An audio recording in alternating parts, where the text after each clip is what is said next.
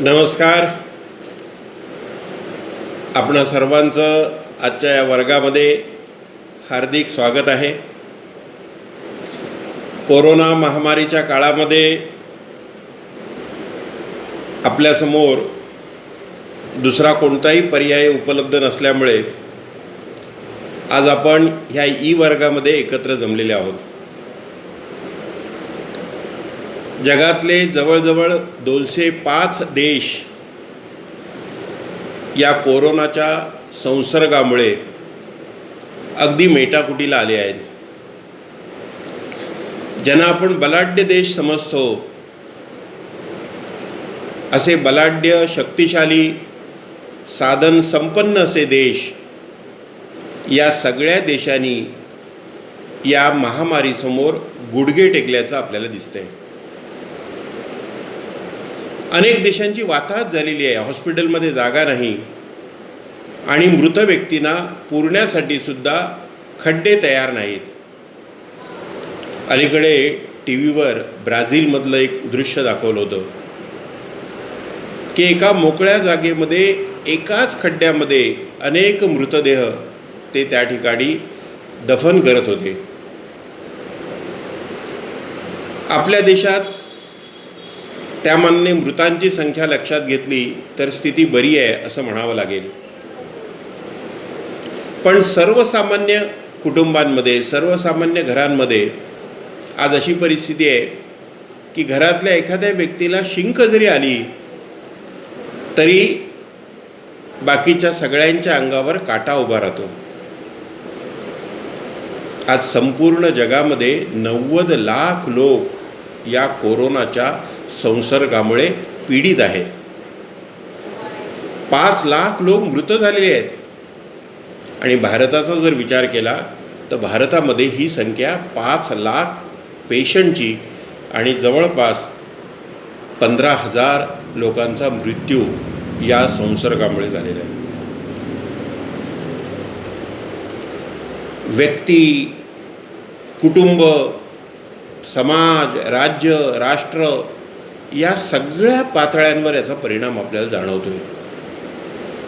अगर व्यक्तीचा विचार केला तर अनेक जण आत्महत्या करताना दिसत आहेत. त्याने दर 47 सेकंदाला जगामध्ये एक आत्महत्या होते. माझ्या माहितीत तरी 2 प्रकरणं आहेत. 80 वर्षाचे एक गृहस्थ 5व्या माळ्यावर टेरेसवर जाऊन त्यांनी वरून उडी मारली. बोरिवलीला राहणारे 92 वर्षाचे गृहस्थ, मोठा बंगला, एकेकाळी कामगार क्षेत्रामध्ये पुढारी म्हणून मोठं नाव, अशी व्यक्ती 92व्या वर्षी आपल्या स्वतःच्या घरामध्ये पंख्याला दोरी बांधून गळफास लावून आत्महत्या करते. अनेक चोऱ्या, लूटमार, अनेक प्रकरणं समोर येत आहेत. मी ज्या ठिकाणी राहतो त्या ठिकाणी खाली 5 गाड्या उभ्या होत्या लाईनीत आणि रात्रीच्या वेळे त्या भुरट्या चोरांना वाटलं किंवा या गाडीमध्ये काहीतरी माल असेल, रोकड कॅश असेल आणि त्या 5हीच्या गाड्यांच्या काचा त्यांनी तोडून प्रत्यक्ष आतमध्ये शोधाशोध केली. त्यांच्या दुर्दैवाने त्यांना त्याच्यात काही मिळालं नाही, पण गाड्यांचं नुकसान झालं. म्हणजे भुरट्या चोऱ्यांचं प्रमाणसुद्धा आता प्रचंड वाढायला लागले. मनोरुग्णांची संख्या वाढते. गाडीच्या काचा फोडल्या म्हणून आम्ही सगळी मंडळी पोलीस स्टेशनला गेलो होतो आणि त्या पोलीस स्टेशनमध्ये ते इन्स्पेक्टर होते, ते सांगायला लागले तो ते माणूस जो बसला आहे ना आणि त्याच्या पुढे एक बसला आहे तो मुलगा आणि बाप आहेत. या मुलाच्या डोक्यावर परिणाम झाला आहे आणि तो घरातून पळून जातो आणि बाप त्याच्या मागे धावतोय, त्याला सांभाळण्याचा प्रयत्न करतोय आणि शेवटी ऐकत नाही म्हणून त्यांना रात्रभर इथे पोलीस स्टेशनला आणून ठेवले. अनेक ठिकाणी आपण वर्तमानपत्रात वाचतो की नोकर कपात केलेली आहे. हजारो लाखो लोकांच्या नोकऱ्या गेल्या आहेत. 50%, 40%, 30% अशी कपात पगारामध्ये झालेली आहे. शहरांमध्ये जे मजूर नोकरीनिमित्त आले होते अशा अनेक मजुरांनी आपल्या गावचा रस्ता धरला आहे आणि हे करत असताना अनेकांचे बळीसुद्धा गेलेले आहेत. कौटुंबिक कलहाचं प्रमाण आपल्याला संपूर्ण देशात किंबहुना जगामध्ये सुद्धा आपल्याला वाढलेलं दिसते. परवाच वर्तमानपत्रात एक बातमी आली होती की एका ग्रामीण भागातल्या एका कुटुंबामध्ये महिलेचं घरातल्या सगळ्या मंडळींनी मिळून तिचं मुंडन केलं, काहीतरी संशयाच्या आधारावर. अनेक केसेस पोलीस स्टेशनमध्ये दाखल होत आहेत. आमच्या बाजूच्या इमारतीत राहणारी एक महिला, नवरा दिवसभर दारू पिऊन त्रास द्यायला लागला आहे या लॉकडाऊनच्या काळामध्ये, आणि म्हणून तिने पोलिसांची मदत मागितली की मुलगी आणि मी आहे, आम्हाला संरक्षण हवं आहे. ज्या केसेस रिपोर्ट झाल्या, ज्यांची नोंद झाली, त्या केसेसबद्दल आपल्याला माहिती आहे. पण अशा अनेक केसेस असू शकतील की ज्याच्याबद्दलची नोंद प्रत्यक्ष पोलीस ठाण्यावर केलेली नाही. लव जिहादच्या अनेक केसेस आपल्या लक्षात आल्या आहेत. धर्मांतरणाचा प्रश्न आपल्यासमोर आहे. देशाच्या जगाच्या अर्थकारणावर मोठा परिणाम होताना आपल्याला दिसतो आहे. आणि अनेक ठिकाणी सरकारच्या माध्यमातून असे आदेश काढलेले आहेत की प्रत्येक आस्थापनाने आपल्या खर्चामध्ये बचत केली पाहिजे. ह्या जशा मी काही व्यक्तिगत स्तरावरच्या घटना सांगितल्या, तशा या देशामध्ये सतत काही ना काही विध्वंस करण्याची इच्छा बाळगणारी काही मंडळी अशा काळात सक्रिय होताना आपल्याला दिसतात. ज्याला न्यूजवाले किंवा टी व्हीवाले लोक तुकडे तुकडे गँग म्हणतात, अशा गँगच्या कारवायासुद्धा आपल्याला वाढलेल्या दिसत आहेत. दिल्लीतले एका मोठ्या पदावर असलेले गृहस्थ, अल्पसंख्याक आयोगाचे अध्यक्ष असलेले जाफरुल इस्लाम, या माणसाने तर या काळामध्ये असं स्टेटमेंट दिलं की या काळामध्ये मुसलमानांवर तपासणीसाठी सक्ती केली जाते, आणि अशा प्रकारची जर सक्ती होत असेल आणि मुसलमानांना त्रास दिला जात असेल तर आम्ही सौदी अरब आणि अन्य मुस्लिम देशांची मदत घेऊन भारतावर हल्ला करू. आपल्याला तबलीग जमातचं नाव माहिती असेल. मार्चच्या 2-3 आठवड्यामध्ये त्या तबलीग जमातचं दिल्लीमध्ये एक संमेलन झालं, आणि त्या संमेलनामुळे देशामध्ये 35% नवीन केसेस ज्या वाढल्या त्या सगळ्या तबलीग जमातच्या लोकांनी देशभरात फिरून केलेल्या संसर्गामुळे वाढल्या. अनेक डॉक्टरांवर, पोलिसांवर, नर्सेसवर, अनेकांवर हल्ले झाले. तपासणीसाठी गेलेले जे आरोग्य रक्षक आहेत, या आरोग्य रक्षकांवर दगड आणि विटांचा मारा करण्यात आला. आपल्याला माहिती आहे महाराष्ट्रामध्ये पालघर जिल्हा आहे, आणि या पालघर जिल्ह्यामध्ये याच काळामध्ये 2 साधू कोणत्या तरी एका अंत्ययात्रेसाठी सहभागी होण्यासाठी निघाले होते, आणि त्या पालघरमधल्या एका गावामध्ये जमावाने 2 साधू आणि त्यांचा वाहन चालक या तिघांची अत्यंत निर्गुण पद्धतीने हल्ला केला त्यांच्यावर आणि त्यांची हत्या केली. आपल्या सगळ्यांना माहिती आहे सीमेवर काय चाललं आहे. चीनच्या कुरापती वाढल्या आहेत. इकडे पाकिस्तान अतिरेकांना आपल्या देशात पाठवण्याचा प्रयत्न करतो आहे. नेपाळला चेव आला आहे चीनच्या मार्गदर्शनामुळे, चीनची फूस असल्यामुळे. आणि या सगळ्या परिस्थितीत आपण सगळे ही संकटाची मालिका बघून आपली अवस्था, सर्वसामान्य माणसांची अवस्था ही अतिशय हताश, निराश, आणि म्हणून आपल्या आजूबाजूला एखादी घटना घडली, एखादी केस मिळाली की झटकन संपूर्ण कॉलनीमध्ये व्हॉट्सॲपवर तो मेसेज व्हायरल होतो. सामान्य माणूस एकमेकाशी चर्चा करताना म्हणतात, रे आजचा स्कोर किती झाला. हे संकट संपणार तरी कधी. म्हणजे हे संकट जणू संपणारच नाही अशा प्रकारच्या मानसिकतेमध्ये, अशा प्रकारच्या अगतिकतेमध्ये आज आपल्याला अनेक माणसं गेलेली दिसत आहेत. आपण सुद्धा या सामान्य माणसांचाच एक भाग आहोत. पण आपण सामाजिक कार्याशी जोडलेले आहोत आणि त्यामुळे सामाजिक कार्यात जोडलेले आपण सामान्यातले असामान्य आहोत. आणि म्हणून या लॉकडाऊनच्या काळामध्ये आपण या सगळ्या संकटाकडे, आपण या समस्येकडे एका वेगळ्या दृष्टीने बघण्याची गरज आहे. ज्या वेळेला मी या कोरोनाच्या संसर्गाचा विचार करतो, लॉकडाऊनचा विचार करतो, तेव्हा मला 2-3 प्रसंग सहज नजरेसमोर येतात. दिलेर खान आणि मिर्झा राजा जयसिंग प्रचंड सैन्य घेऊन त्यांनी छत्रपती शिवाजी महाराजांवर आक्रमण केलं. दिलेर खान आणि मिर्झा राजा जयसिंगाच्या प्रचंड सेनेपुढे महाराजांचा टिकाव लागला नाही आणि शेवटी हिंदवी स्वराज्याचं स्वप्न जिवंत ठेवलं पाहिजे आणि म्हणून वेळ आली तर 2 पावलं मागे सरकलं पाहिजे या भूमिकेतून महाराजांनी मिर्झा राजा जयसिंगाशी तह केला. आणि त्या तहामध्ये जयसिंगाने महाराजांना औरंगजेबाच्या भेटीचं निमंत्रण दिलं.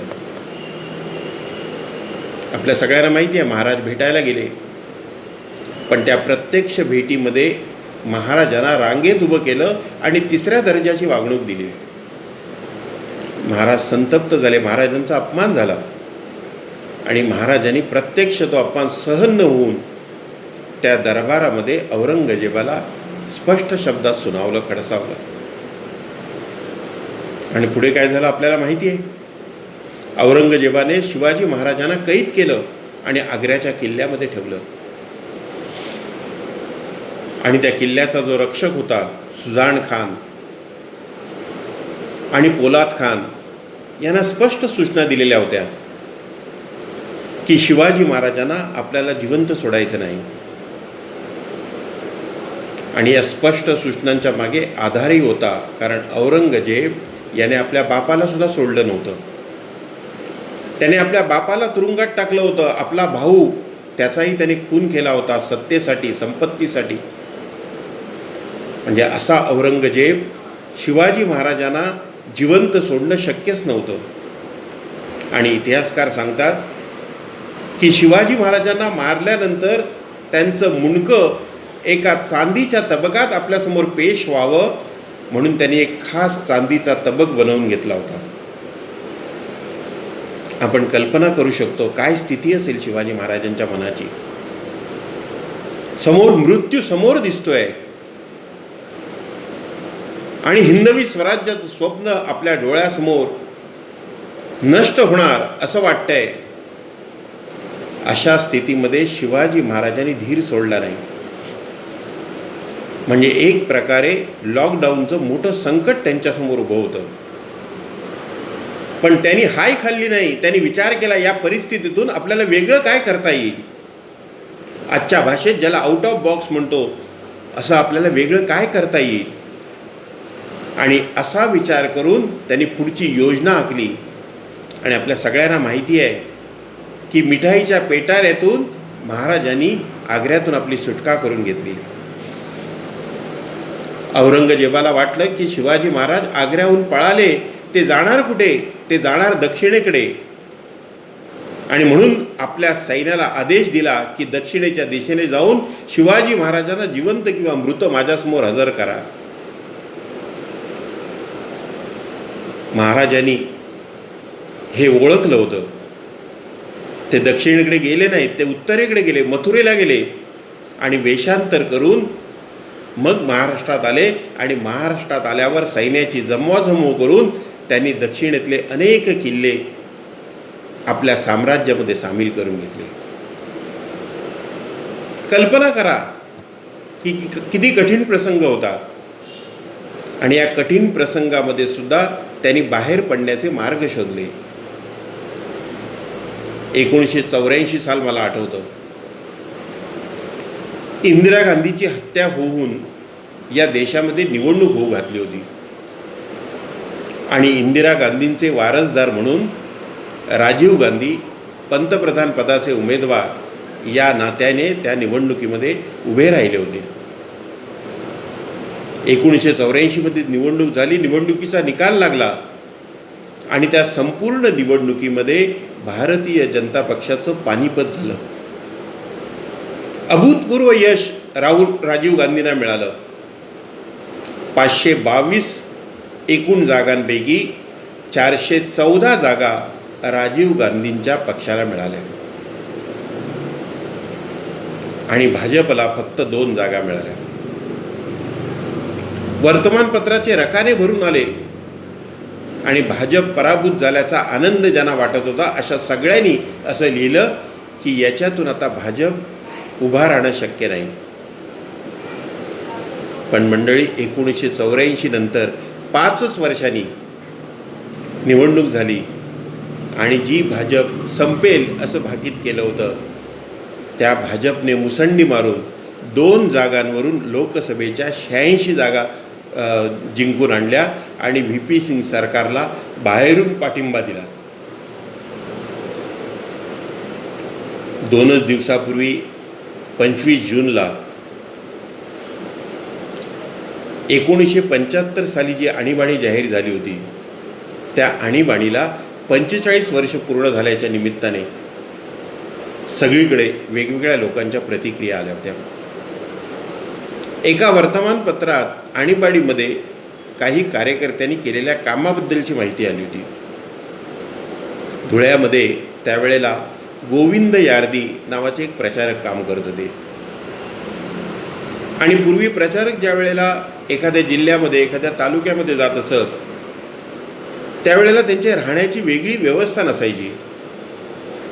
तिथल्याच एखाद्या कार्यकर्त्याच्या घरी त्यांचा मुक्काम असायचा आणि दिवसभर त्या भागामध्ये संघाचं काम करून जे घर आपल्याला दिलेलं आहे, ज्या घरी आपला निवास आहे त्या घरीच जेवण करायचं, अशा प्रकारची पद्धत होती.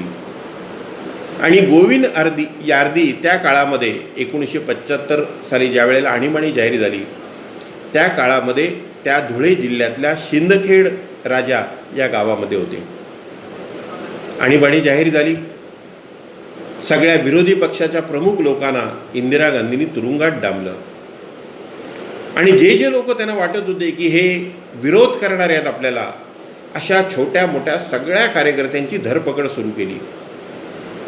आणि त्या धरपकडीमध्ये ज्या घरामध्ये गोविंद यार्दी राहत होते त्या घराचे जे प्रमुख जयंतीबाई देसाई त्यांना आणि त्यांचा मुलगा सुरेंद्रबाई देसाई या दोघांनाही अटक केली.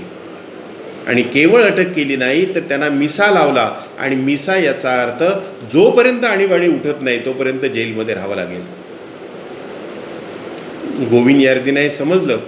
सकाळी ते घरी वहिनींना भेटून आले आणि म्हणाले, भाभीजी मैं जरा संघ के काम के लिए बाहर जाकर आता हूँ. सकाळचं काम आटपून दुपारी भाभींना सांगून जाऊया की आता इथे राहणं योग्य नाही, त्यांच्या घरामध्ये ही अशी परिस्थिती उद्भवली आहे, त्याच अडचणीत आहेत. अशा वेळेला केवळ जाताना निरोप त्यांचा घ्यावा, ज्या घरात आपण राहिलो त्या वहिनींचा त्या भाभीचा निरोप घ्यावा म्हणून ते परत त्या घरी आले दुपारी 2-2:30च्या सुमारास आणि म्हणाले, भाभी मैं अभी यहाँ से जा रहा हूँ मुंबई में, अभी यहाँ से मुझे स्थान बदलना पड़ेगा नहीं तो मुझे भी अरेस्ट हो जाएगी. भाभी म्हणाल्या, तुम्ही जा, अवश्य जा, पण जेवून जा. ते म्हणाले, मी जेवून आलो, कारण घरी तुमच्याकडे ही अडचण होती आणि म्हणून मी बाहेर जेवण उरकलं. त्या म्हणाल्या, अहो तुमच्यासाठी मी जेवायची थांबली आहे, तुम्ही जेवण केलं पाहिजे, एक घास तरी इथे घालला पाहिजे. आपण कल्पना करा, घरातले 2 पुरुष, कर्ते पुरुष जेलमध्ये गेले आहेत, किती महिन्यानंतर परत येतील याची शाश्वती नाही, पण त्या घरातली गृहिणी म्हणते की तुमच्यासाठी मी जेवायची थांबले, आपण जेवण करून जा. प्रसंग 3 लॉकडाऊनचे. पण या लॉकडाऊनच्या परिस्थितीमध्ये मानसिकता बघा. संकट मोठं आहे पण या संकटातून आपण बाहेर आलं पाहिजे. आणि म्हणून अशा संकटाच्या वेळी आपण कार्यकर्ता म्हणून आपण विचार केला पाहिजे की आपण या संकटामध्ये आउट ऑफ बॉक्स काय विचार करू शकतो. एका संस्थेचे कार्यकर्ते म्हणून आपण वेगळी पद्धती काय वापरू शकतो हा विचार करण्याची गरज आहे. दुसऱ्या शब्दात सांगायचं झालं तर ज्या वेळेला संकटे येतात ती संकटं आपल्यासमोर अनेक संधीसुद्धा उपलब्ध करून देत असतात, अनेक वाटासुद्धा मोकळ्या करून देत असतात, अनेक दरवाजेसुद्धा आपल्यासाठी किलकिले झालेले दिसतात. आवश्यकता आहे अशा संकटाच्या काळामध्ये अशा संधी शोधण्याची. आपण जर आपल्या कामाचा विचार केला तर आतापर्यंत आपण काम कसं करत होतो की शाळा उघडल्या की आपण फॉर्म घेऊन जायचो, मुख्याध्यापकांना देऊन आवाहन करायचं की तुम्ही या योजनेमध्ये सहभागी व्हा, मग ते फॉर्म भरून द्यायचे आणि फॉर्म बरोबर विद्यार्थ्यांची यादी आणि पुस्तकांची संख्या आपल्याला सांगायची. आपण ती पुस्तकं पोचवायचो, पुस्तकांचे पैसे घ्यायचो. म्हणजे असं जवळजवळ एका शाळेला जोडण्यासाठी कमीत कमी 4-5 वेळा आपल्याला जायला लागायचं. आपण या लॉकडाऊनच्या अगोदरची आपली स्थिती काय होती? आपण सगळे आपल्या मोबाईलचा वापर केवळ फोन घेणं आणि कोणाला तरी निरोप देणं किंवा फोन करणं एवढ्यासाठी करत होतो. म्हणजे व्हॉट्सॲपवर सुद्धा संदेश पाठवण्याचं आपल्यापैकी अनेकांना जमत नव्हतं. पण या लॉकडाऊनच्या काळामध्ये आपल्याला ते करणं भाग पडलं. आपण सगळेजण आज वेगवेगळ्या ॲपवर मीटिंगसाठी मीटिंगला यायला लागलो, बोलू लागलो, एकमेकाला बघू लागलो. आत्ता आपण स्पर्धा ऑनलाईन घेतल्या आहेत. सीतानवमीच्या निमित्ताने घेतल्या, आता गुरुपौर्णिमेच्या निमित्ताने शाळांना आपण आवाहन केलं व्हिडिओ पाठवा म्हणून. म्हणजे आपण या संकटाच्या काळामध्ये सुद्धा आपण स्वतःला टेक्नोसॅव्ही करून घेतलं. जर हे संकट आलं नसतं तर कदाचित आपण अशा प्रकारे कधीच ॲपवर मीटिंग घेऊ शकलो नसतो. म्हणजे एखादं संकट येतं ते आपल्याला काहीतरी नवीन संधी उपलब्ध करून देतं. आज आपण केवळ ऑनलाईन मीटिंग घेत नाही तर आपले कार्यकर्ते एखाद्या ग्रुपवर भांडायचं असेल तरी ते भांडतात सुद्धा ऑनलाईन. आज ह्या संकटाच्या काळामध्ये किती मोठी संधी आपल्यासमोर उपलब्ध झाली.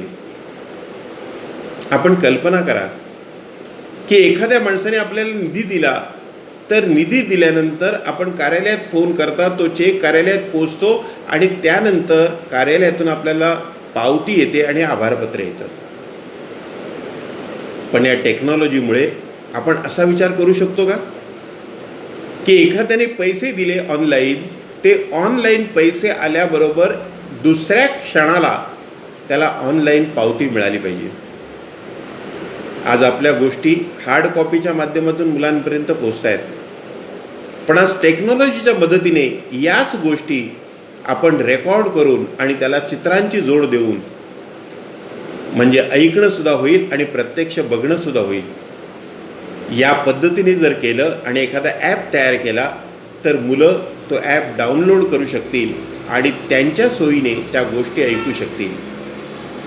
म्हणजे आज जो आपला पुस्तकांवर खर्च होतो आणि मुलांनासुद्धा काही शाळांमधल्या मुलांना 50 रुपये देणं परवडत नाही, अशा अनेक विद्यार्थ्यांची या निमित्ताने मोठी सोय होऊ शकते आणि ह्या गोष्टी सहजपणे त्यांना उपलब्ध होऊ शकतात, सहजपणे ऐकता येऊ शकतात. आज कदाचित कोरोनाचं संकट आलं नसतं तर आपली ही योजना संपूर्ण देशभर पोचवण्यासाठी कदाचित पुढची 25 वर्ष आपल्याला काम करावं लागलं असतं. पण आज या कोरोनाच्या संकटाने आपल्यासमोर एक संधी, एक दरवाजा उघडलेला आहे आणि या माध्यमातून आपण जर टेक्नॉलॉजीची मदत घेतली तर कदाचित संपूर्ण देशामध्ये आपण पुढच्या 5 वर्षात पोचू शकू आणि या देशातले करोडो विद्यार्थी या योजनेमध्ये सहभागी झालेले आपल्याला दिसेल. कल्पना करा कोरोनाचं संकट आणि उपलब्ध असलेल्या संधी. आणि म्हणून की एका कवीने असं म्हटलं की नजर को बदलो तो नज़ारा बदल जाएगा, नज़र को बदलो तो नज़ारा बदल जाते हैं, सोच को बदलो तो सितारे बदलते हैं, कश्तियाँ बदलने की ज़रूरत नहीं, दिशा बदलो तो किनारे खुद ब खुद बदल जाते हैं. काल चिंतन पारेखचा फोन आला. चिंतन पारेख आपल्या मालाडला राहतो, अलीकडेच त्याचा परिचय झाला आणि टेक्नॉलॉजीमध्ये रमलेला हा तरुण, त्याने मला या लॉकडाऊनमधला त्याचा अनुभव सांगितला की म्हणाला परदेशातल्या विद्यार्थ्यांसाठी मी एक उपक्रम सुरू केला आपली संस्कृती आणि आपल्या संस्कारांची ओळख देण्याचा, आणि त्याला लोक पैसे देऊन रजिस्ट्रेशन करतायत आणि त्याच्यामध्ये सहभागी होत आहेत. आणि म्हणून त्याने मला फोन केला होता आणि म्हणाला की आपल्या पुस्तकांच्या आधारावर आपण अशा प्रकारचा उपक्रम परदेशातल्या मुलांसाठी करू शकतो का. आणि तो म्हणाला मी पुढाकार घेईन, एक पायलट तुम्हाला एपिसोड बनवून दाखवतो आणि तुम्ही जर त्याला होकार दिला तर आपण परदेशातल्या मुलांसाठी हे दालन आपण त्यांच्यासाठी उपलब्ध करू. जर कोरोना आला नसता तर असा विचार झाला असता का. आपल्या कथा डिजिटल स्वरूपात आल्या असत्या का. अलीकडे सुशांत राजपूत या नटाने आत्महत्या केली. सेलिब्रिटी असल्यामुळे त्याची जास्त चर्चा झाली. आमच्या गावागावांमध्ये अनेक सुशांत, अनेक सुशिला दररोज आत्महत्या करतायत, पण त्यांच्याबद्दल कोणी बोलत नाही. पण सुशांत राजपूतची खूप चर्चा झाली आणि त्या चर्चेच्या दरम्यान अनेक जे मानसोपचार तज्ज्ञ आहेत या सगळ्यांचं मत असं पडलं की आपल्या शिक्षणामध्ये लाईफ स्किल देण्याची काही व्यवस्था नाही. जीवन कौशल्य शिकवण्याची आज गरज आहे. आपण ज्याला मराठीमध्ये म्हणतो की भाकरी का करपली, पानं का सडली, घोडा का अडला, हा प्रश्न अकबराने बिरबलाला विचारला होता आणि बिरबलाला अट घातली होती. या तिन्ही प्रश्नांचं एकच उत्तर आलं पाहिजे. आणि बिरबल त्यावेळेला म्हणाला होता की फिरवलं नाही म्हणून, भाकरी फिरवली नाही म्हणून ती करपली. खाण्याची जी पानं असतात ती वर खाली केली नाही, फिरवली नाहीत म्हणून ती पानं सडली. आणि घोड्याला सुद्धा फिरवण्याची सवय लावली नाही म्हणून तो अडला. म्हणजेच या सगळ्या समस्यांचा विचार केला तर लाईफ स्किल, ज्याला आपण आपल्या साध्या भाषेमध्ये संस्कार म्हणतो, जीवनमूल्य म्हणतो, संस्कृती म्हणतो, ते देण्याची गरज आहे. आपल्या लहानपणी आपण अनेकांनी हे गीत ऐकलं असेल. ध्येय मार्ग पर चले वीर तो, पीछे अब न निहारो. ध्येय मार्ग पर चले वीर तो, पीछे अब न निहारो. हिम्मत कभी न हारो वीरो, हिम्मत कभी न हारो. हा संस्कार देण्याची आज कुटुंबात व्यवस्था आहे का. आज शाळांमध्ये अशा प्रकारचे संस्कार करण्याचा कोणी विचार करतंय का. आज एका अर्थाने आर्टिफिशियल इंटेलिजन्सच्या मागे जग लागले. आपल्या सगळ्यांना माहिती असेल आर्टिफिशियल इंटेलिजन्स म्हणजे काय, की जे काम माणूस करू शकतो ते काम करण्यासाठी यंत्राची मदत घेतली जाते आणि माणसापेक्षा अधिक कुशलतेने ते काम यंत्र करू शकतो. पुढच्या 5 वर्षात आपल्याला दिसेल की अनेक बँकांमध्ये जी स्वागतिका बसलेली असते आणि ती आपल्याला गाईड करते, त्या स्वागतिकेच्या जागी एखादा रोबोट ठेवलेला असेल आणि तो रोबोट आपल्याला मार्गदर्शन करेल. आज अशाच प्रकारचे रोबोट निर्माण करण्याचे कारखाने म्हणजे आजच्या शाळा झालेल्या आहेत.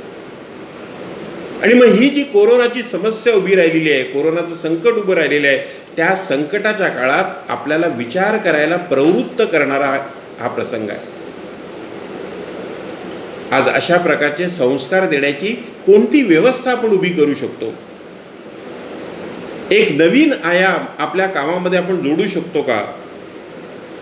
म्हणजे अशा प्रकारचे ज्याला संस्कार वर्ग म्हणतो, ज्याला आजच्या भाषेमध्ये लाईफ स्किल ट्रेनिंग सेंटर म्हणतो, अशा प्रकारचे लाईफ स्किल ट्रेनिंग सेंटर आपण आपल्या संपर्कात असलेल्या शाळांमध्ये, शाळेच्या मदतीने आणि शाळांमधल्या मुलांना घेऊन, 2री 3री 4थीच्या मुलांना घेऊन अशा प्रकारचे लाईफ स्किल सेंटर आपण उभे करू शकतो का.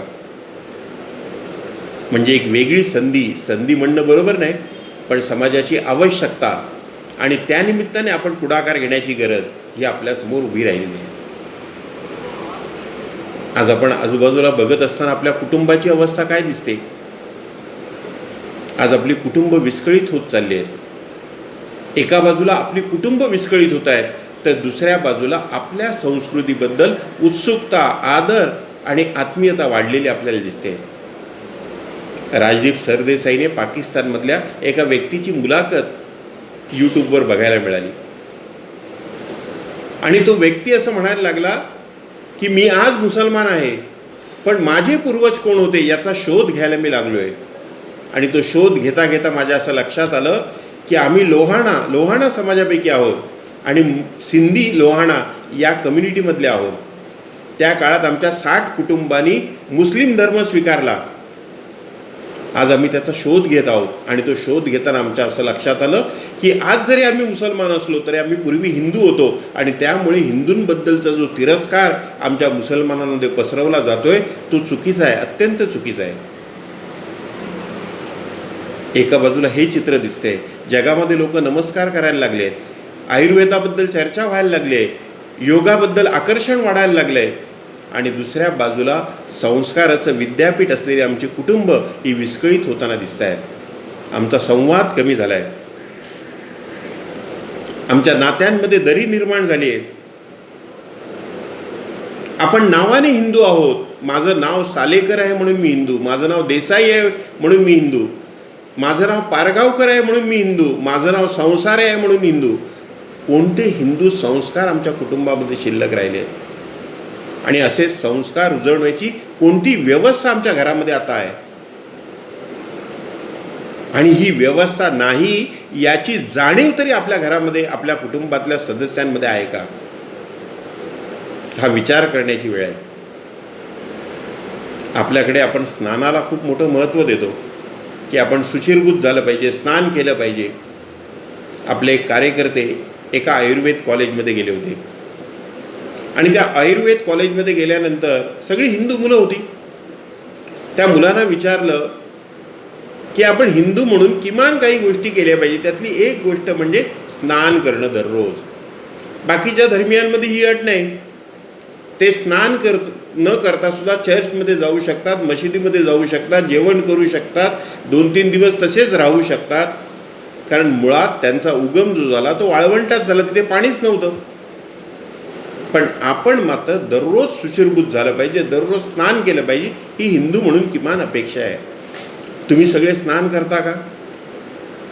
सगळ्यांनी एक आवाजात उत्तर दिलं, हो. त्यांनी पुढचा प्रश्न विचारला, कधी करता? मुलांनी एक आवाजात सांगितलं, जुम्मे. म्हणजे आठवड्यातून एकदा स्नान करतो, कारण आम्ही सगळे ज्या भागात राहतो त्या भागातले बहुतांश लोक फक्त शुक्रवारी स्नान करतात. एक पुस्तक बाजारात आलेले आहे. त्या पुस्तकाचं नाव आहे, तुमचा नातू हिंदू राहणार का? एका आजोबाच्या मनाला पडलेला हा प्रश्न त्यांनी सगळ्या लोकांना विचारला आहे की हिंदू राहणं म्हणजे काय नेमकं? की आज आपल्या घरामध्ये आपण अण्णावाने हिंदू आहोत, पण आपला आचार, विचार, व्यवहार याचा हिंदुत्वाशी, आपल्या संस्कृतीशी, आपल्या संस्काराशी काही संबंध नाही. कारण हिंदू मूळ विचार असा आहे, मी आणि माझं याच्याऐवजी आमचं, आम्ही हा विचार हिंदू जीवनपद्धती मांडते. आपण भारतीय म्हणून, या संस्कृतीचे पाईक म्हणून काही चिन्ह आपण अंगीकारली आहेत. आपल्या प्रत्येक घरामध्ये ओमचं चिन्ह आहे का? आपल्या प्रत्येक घरामध्ये तुळस आहे का? देवघर आहे का? आपण काही शुभप्रसंगी मंदिरात जाण्याचा आग्रह धरतो का? आपल्या घरातले शुभ प्रसंग, शुभ कार्य आपण कशा पद्धतीने साजरे करतो? या कुटुंबामध्ये समन्वय राहिला पाहिजे, संवाद राहिला पाहिजे, आत्मीयता वाढली पाहिजे. या दृष्टीने आपण निदान दिवसातलं एक जेवण एकत्र घेतो का? आणि ते जेवण करताना TV आणि मोबाईल बंद ठेवून आपसामध्ये आपलं बोलणं होतं का? काही किमान गोष्टींचा आज विचार करण्याची गरज आहे. जग हिंदुत्वाबद्दल आस्था दाखवत आहे, पण दुसऱ्या बाजूला त्याची मूळ भूमी असलेली ही जी हिंदुस्थान आहे, हा जो भारत आहे, या ठिकाणची कुटुंबांची स्थिती काय? आणि म्हणून या कोरोनाच्या काळामध्ये हा सुद्धा एक विचार आपल्याला करण्याची गरज आहे. या कुटुंबाचं प्रबोधन कसं करू शकतो? आणि म्हणून आपल्या सगळ्या कामांमध्ये आपण कुटुंब प्रबोधन हा एक विषय डेव्हलप करू शकतो का? आपल्याला सगळ्यांना विचार करण्याची गरज आहे. आज आपण आजूबाजूला बघतो आहोत, कुठच्याही कॉलेजमध्ये जा, त्या कॉलेजच्या बाहेर आपल्याला जे चित्र दिसतं ते चित्र बघितल्यानंतर आपण सगळेजण व्यथित होऊ.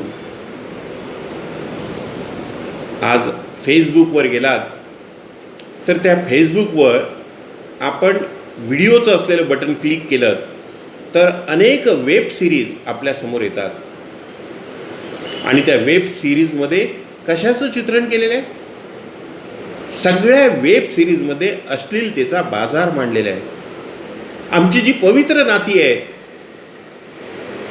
भाऊ असेल, वहिनी असेल, सासरे असतील, सून असेल, पुतणे असेल, या सगळ्या नात्यांना विकृत स्वरूपात, अश्लील स्वरूपात त्याची मांडणी केलेली आपल्याला दिसते.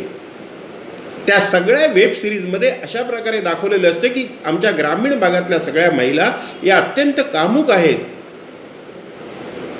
आणि म्हणूनच एका सेनेतल्या अधिकाऱ्याने ज्या वेळेला अशा प्रकारची वेब सिरीज कर्नलच्या आयुष्यावर त्यांनी बनवली आणि एक खोटं असं चित्र उभं करण्याचा प्रयत्न केला, त्यावेळेला त्यांनी पोलीस स्टेशनमध्ये जाऊन एकता कपूरच्या नावाने त्यांनी FIR दाखल केला आहे. आज ही जी अश्लीलता वाढते, आमची तरुण आणि तरुणाई याच्या विळख्यात अडकलेली आपल्याला दिसते, तर त्या संदर्भात आपल्याला काही प्रबोधन करता येईल का? एक काही लक्ष या तरुणांसमोर ठेवण्याचं आपण काही कार्यक्रम करू शकतो का? जीवन लक्ष म्हणून तरुणांना काही दिशा दाखवू शकतो का? छोटे छोटे कार्यक्रम त्यांच्या कॉलेजेसमध्ये जाऊन करू शकतो का? हा सुद्धा विचार या लॉकडाऊनच्या काळामध्ये करण्याची गरज आहे. आज कोणाशी बोलावं हा प्रश्न असतो. सुशांत सिंग राजपूतने आत्महत्या केली कारण माझ्या मनातल्या व्यथा मी कोणाशी बोलू हा प्रश्न त्याच्यासमोर होता.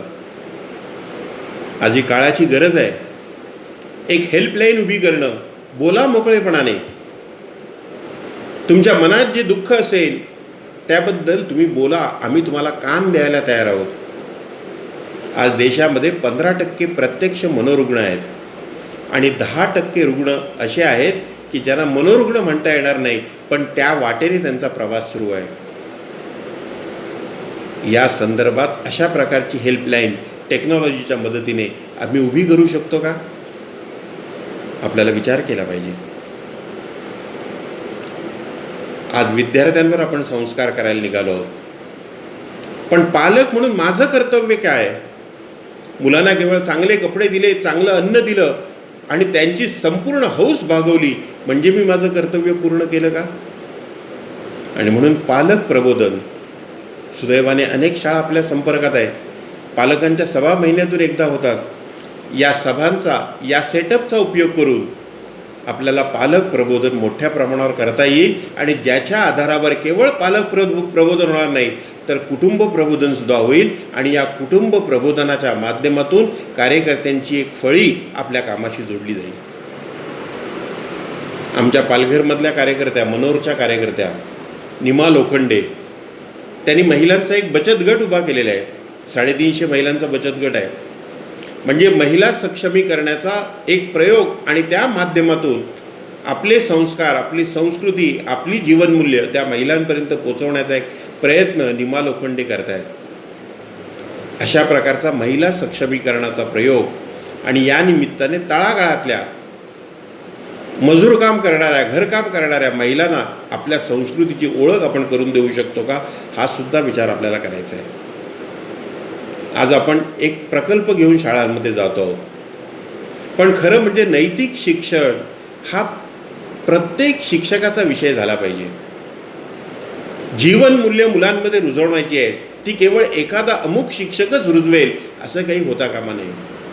आणि म्हणून आपल्याला शिक्षकांच्या प्रशिक्षणामध्ये अशा प्रकारचं त्यांना शिकवलं पाहिजे की भूगोलाचा शिक्षक असेल तरी तो सुद्धा काही जीवनमूल्य रुजवू शकतो. तो भूगोल शिकवताना आपल्या विद्यार्थ्यांना आपला इतिहास सांगू शकतो, आपल्या सीमा कुठपर्यंत होत्या याची जाणीव करून देऊ शकतो. एकेकाळी जगाच्या कानाकोपऱ्यात पोचलेली ही संस्कृती आहे, याच्याबद्दलचा सार्थ अभिमान मुलांमध्ये जागवू शकतो. म्हणजे भूगोलाचा शिक्षक सुद्धा नैतिकतेचं बीजारोपण करू शकतो. इतिहासाचा शिक्षक असो, गणिताचा शिक्षक असो. आणि म्हणून या दृष्टीने या शिक्षकांना अशा प्रकारची दृष्टी लाभावी म्हणून प्रशिक्षण वर्गाचं आयोजन करणं आपल्याला शक्य होईल का? आपण सगळ्यांनी विचार करण्याची गरज आहे.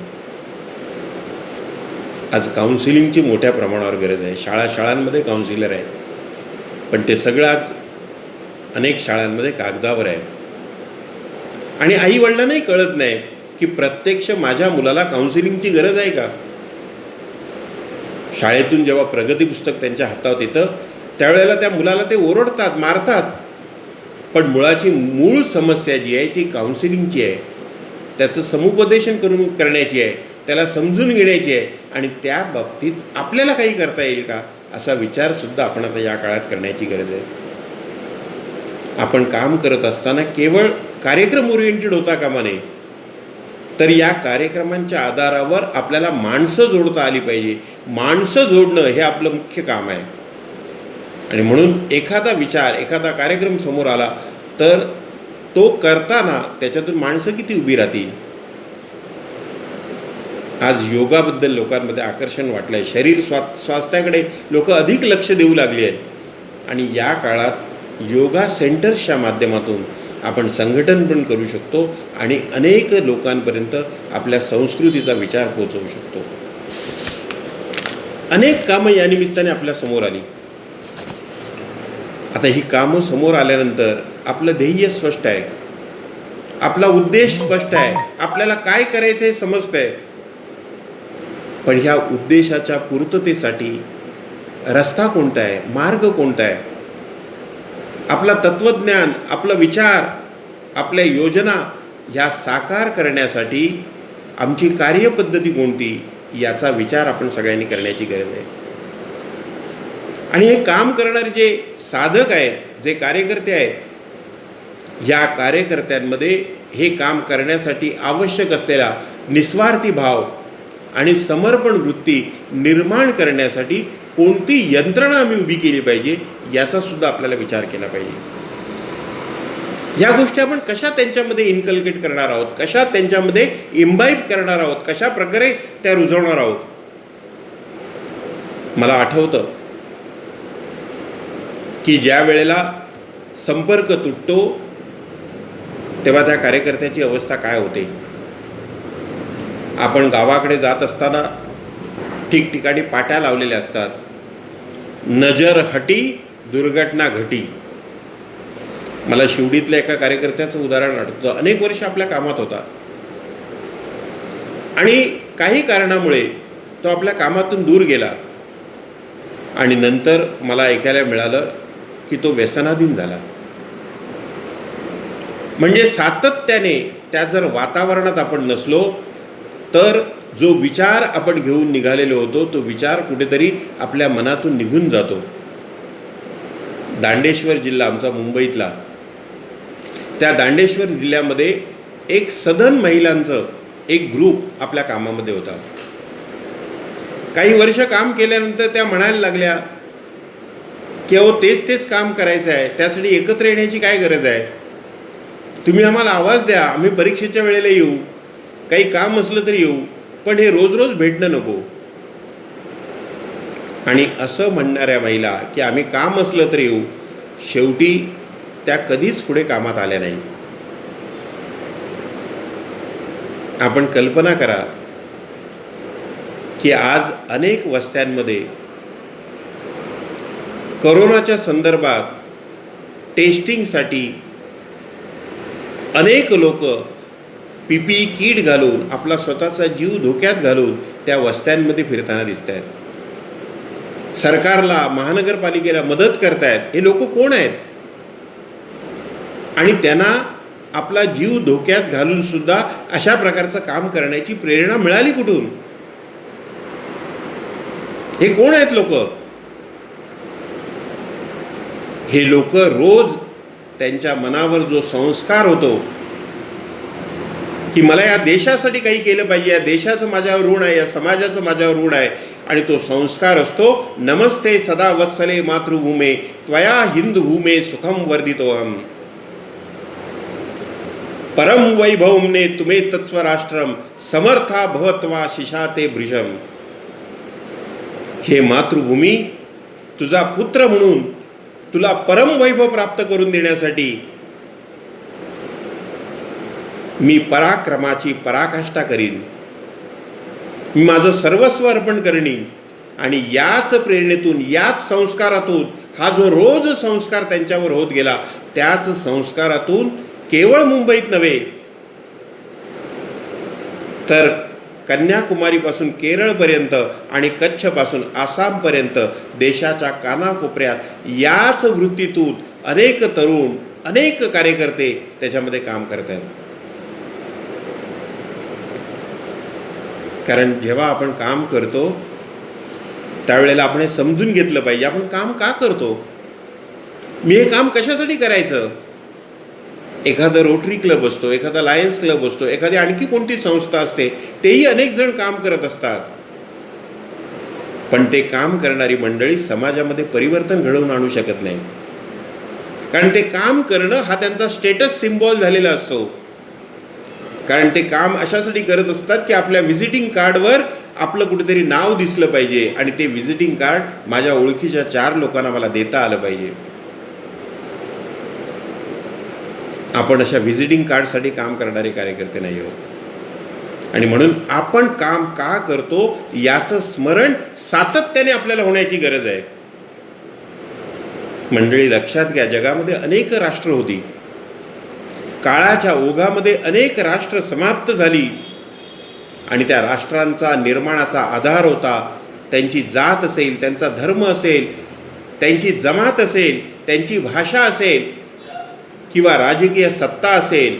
म्हणजे अनेक राष्ट्र जी निर्माण झाली ती धर्माच्या आधारावर, भाषेच्या आधारावर, जमातीच्या आधारावर, आणि ती राष्ट्र काळाच्या ओघात समाप्त झाली, त्यांच्यावर आक्रमण झालं, नष्ट झाली. कारण ती राष्ट्र उभी होती राजकीय सत्तेच्या आधारावर. आपण ज्या राष्ट्रामध्ये आहोत ते राष्ट्र सुद्धा 1200 वर्ष सतत आक्रमण झेलत आलं. पण 1200 वर्षाच्या आक्रमणानंतर सुद्धा हे राष्ट्र संपलं नाही. हे राष्ट्र पुन्हा राखेतून उभं राहावं त्याप्रमाणे पुन्हा पुन्हा उभं राहत आलं. कारण हे राष्ट्र धर्माच्या आधारावर उभं नव्हतं, हे राष्ट्र कुठच्या जातीच्या आधारावर उभं नव्हतं, हे राष्ट्र भाषेच्या आधारावर उभं नव्हतं. या राष्ट्राचा आधार होता आध्यात्मिक. ग्रीक, रोमन संस्कृती ज्यांनी जगावर राज्य केलं त्या संस्कृती सगळ्या संपल्या. पण 1200 वर्षाच्या आक्रमणानंतर सुद्धा आपण केवळ उभे राहिलो नाही, तर आज जगाला आपली जीवन मूल्य देण्याच्या तयारीमध्ये आज आपण आहोत. आणि म्हणून मी म्हणालो की आपल्या राष्ट्राचा आधार जो आहे हा सर्वसमावेशकतेचा आधार आहे. कोणी असो, आद्य शंकराचार्य उभे राहिले, त्यांनी सुद्धा तोच विचार मांडला. संत ज्ञानेश्वरांनी सुद्धा मानवतेच्या कल्याणाचा विचार मांडला. स्वामी विवेकानंदांनी सुद्धा तोच विचार मांडला. दक्षिणेतल्या बसवेश्वरांनी सुद्धा हाच सर्वसमावेशकतेचा विचार मांडला. ऋग्वेदामधलं एक वाक्य आहे ज्याला आपण मिशन स्टेटमेंट म्हणू शकतो जगाचं. एकम सत विप्रा बहुधा वदंती. सत्य एकच आहे, वेगवेगळ्या मार्गाने ते व्यक्त होऊ शकतं आणि त्या सत्याकडे जाण्याचे मार्ग सुद्धा भिन्न असू शकतात, पण शेवटी त्या एकाच मार्गाकडे आपण सगळे पोहोचणार आहोत.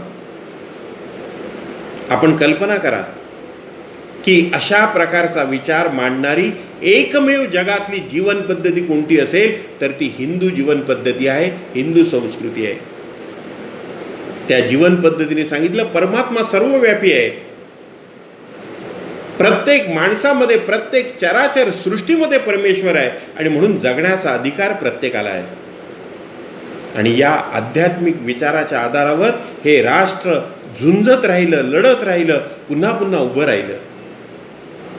आपण कल्पना करा, केवळ तुलना म्हणून विचार करा की एखाद्या मुस्लिम मुलाला आपलं नाव अल्लाह असं ठेवायचं असेल तर त्याचे आई वडील, त्याचे शेजारी पाजारी, त्याचे नातेवाईक ते नाव त्याला ठेवू देतील? कलकत्त्याची घटना आहे. आपण मदर तेरेसांना भारतरत्न दिलेले आहे. त्यांच्या सेवा कार्याबद्दल प्रश्न नाही, पण त्या मदर तेरेसांनी ज्या वेळेला कलकत्त्यातल्या रुग्णांना जवळ केलं त्यावेळेला त्यांनी असं म्हटलं की या रुग्णांना येशूचा प्रकाश देण्याची गरज आहे. म्हणजे माझी संख्या वाढवण्यासाठी मला सेवा करायची आहे. आपल्याकडे सुद्धा वेगवेगळे पंथ निघाले, वेगवेगळे संप्रदाय निघाले, पण कोणत्याही संप्रदायाने असा प्रयत्न केला नाही की माझ्या संप्रदायाची संख्या वाढली पाहिजे आणि म्हणून अन्य संप्रदायातल्या लोकांना जबरदस्तीने किंवा प्रलोभनाने मी माझ्या संप्रदायामध्ये आणलं पाहिजे. हा विचार आमच्या संस्कृतीने मांडला. आणि म्हणून मंडळी, आपण सगळ्यांनी या काळामध्ये आपण केवढं महान काम करतोय, आपण केवढं मोठं काम करतोय हे सगळं लक्षात घेतलं पाहिजे आणि आपल्यातला आशावाद आपण जागृत ठेवला पाहिजे. पुढच्या काळात आपल्याला हे काम वेगाने पुढे न्यायचं आहे. या संकटाला संधी समजून आपण आज जरी 2 पावलं मागे गेलो, कदाचित पुढच्या काळामध्ये काही शाळा याच्यामध्ये सहभागी होणार नाही. काही शाळा असं म्हणतील की आमच्याकडे आता वेळ नाही, असं होऊ शकतं. पण त्याही परिस्थितीत कदाचित आपल्याला 2 पावलं मागे सरकावं लागेल.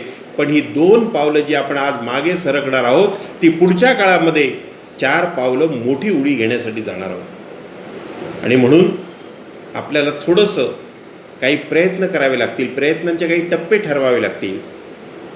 आता गुरुपौर्णिमा येते, कोरोना आहे, घरातून बाहेर पडण्याची आपल्याला भीती वाटते, स्वाभाविक आहे. पण तरीसुद्धा मला असं वाटतं की अनेक जे कोरोना वॉरियर्स आहेत ते आपला जीव धोक्यात घालून आपल्या सगळ्यांना सुरक्षित ठेवण्याचा प्रयत्न करत आहेत. आपणसुद्धा या संस्कृतीची रक्षा करणारे वॉरियर्स आहोत. आणि या समाजामध्ये जो व्हायरस पसरला आहे कुसंस्कारांचा, तो रोखण्यासाठी आपल्यालासुद्धा थोडंसं बाहेर पडण्याची गरज आहे. आणि म्हणून गुरुपौर्णिमेच्या निमित्ताने आपल्याला जर करता आलं तर बघा की आपण आपल्या जवळच्या शाखेमध्ये तिथल्या मुख्याध्यापकांना जाऊन गुरुपौर्णिमेच्या शुभेच्छा देऊ शकतो का? सुरुवात तर करा. आणि आपल्या ठिकाणी आपण दर आठवड्याला आपल्याला जर हे काम यशस्वी करायचं असेल तर एकत्र येण्याला पर्याय नाही. एकत्र आलं पाहिजे. आणि या एकत्र येण्याचं एकमात्र माध्यम आहे आपली बैठक, आपला सत्संग. या निमित्ताने चर्चा झाली पाहिजे. कदाचित कार्यक्रम होणार नाही, एखादं काम होणार नाही, पण आपण एक दुसऱ्याला भेटलो तरच पुढच्या काळामध्ये आपण काही काम करू शकू. एक छोटीशी घटना प्रसंग सांगून मी संपवतो. आता ह्या लॉकडाऊनच्या काळामध्ये आपलं निधी संकलन होऊ शकलं नाही. आपल्या अनेक कार्यकर्त्यांना असं वाटत होतं की आता कसं निधी संकलन शक्य, आम्ही घरातून बाहेर नाही पडू शकत. पण आपण म्हटलं हिम्मत ना हारो, कोशिश करने वालों की हार नाही होती. आणि आपल्या सगळ्या कार्यकर्त्यांनी ते मनावर घेतलं. मनावर घेण्याचं एकमेव कारण सगळे आठवड्यातून एकदा एकत्र येत होते. आणि म्हणून प्रत्येकाला असं वाटलं अरे काहीतरी वेगळा मार्ग शोधला पाहिजे, हे आपलं काम आहे, हे यशस्वी झालं पाहिजे. आणि निधी जमवणं आपल्या कामासाठी आवश्यक आहे. आणि कार्यकर्त्यांनी प्रयत्न केले. आणि मला सांगायला आनंद वाटतो या कठीण काळामध्ये सुद्धा आज आपण 5 लाखापर्यंत निधी छोट्या छोट्या रकमांच्या माध्यमातून जमवलेला आहे. आपण जर हिम्मत केली, आपण या संकटाकडे वेगळ्या दृष्टीने बघितलं तर निश्चितपणे आपला विजय निश्चित आहे. आणि म्हणून मला असं वाटतं की आज आपण जे काम करतो ते एका मर्यादित स्वरूपात आहे. एका कवीने आपल्या कवितेमध्ये असं म्हटलंय, जिंदगी की असली उड़ान तो बाकी है, जिंदगी की असली उड़ान तो बाकी है, अभी तो नापी है मुट्ठी भर जमीन हमने, अभी तो नापी है केवल मुट्ठी भर जमीन हमने, अभी तो सारा आसमान बाकी है. आपल्याला खूप काही करायचं आहे. मला असं वाटतं या लॉकडाऊनच्या काळामध्ये हा विश्वास, हा उत्साह घेऊन आपण आपलं काम वाढवण्याचा निश्चित प्रयत्न करू. आपण सगळेजण या निमित्ताने एकत्र आलात आपण एकमेकाशी बोलू शकलो, आपण एकमेकाला बघू शकलो, याचा आनंदही आहे आणि आपल्या सगळ्यांना पुढच्या काळासाठी शुभेच्छा देतो. आपण सगळ्यांनी हा विचार घेऊन आपल्या ठिकाणी काम वाढवण्याचा प्रयत्न करावा एवढीच विनंती करतो. खूप खूप धन्यवाद.